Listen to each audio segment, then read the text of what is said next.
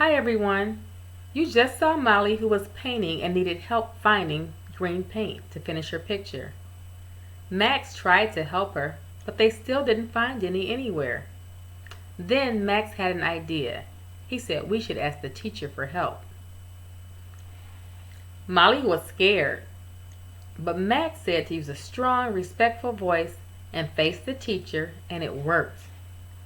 I understood what Molly needed and helped her find the green paint.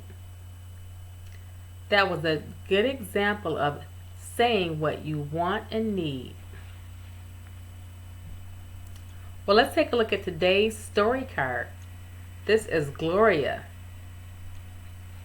How do you think she feels? She looks a little maybe nervous or scared, maybe a little bit worried. Well, the teacher just said it's time to get ready to go outside. Gloria got her coat, she put her arms in the sleeves, and yesterday she was able to zip up her coat all by herself.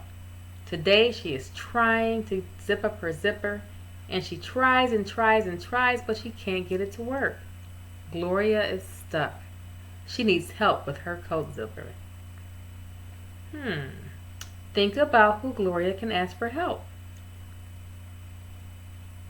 Yeah, you're right. She could ask a friend to help her zip her coat, or she can ask a teacher like Molly did.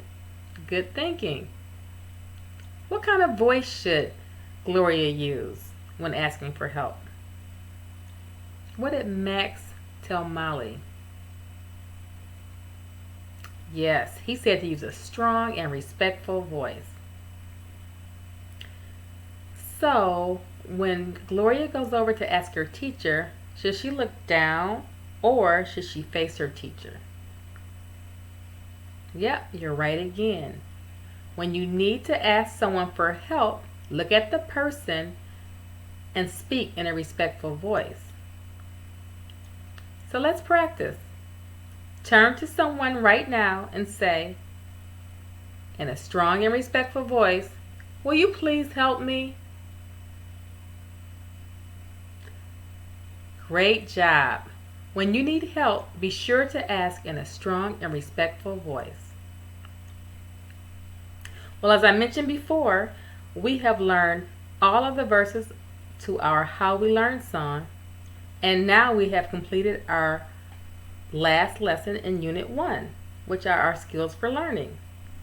Unit 2 is coming up, and this is the unit where we learn empathy skills. Empathy means to think about how others feel.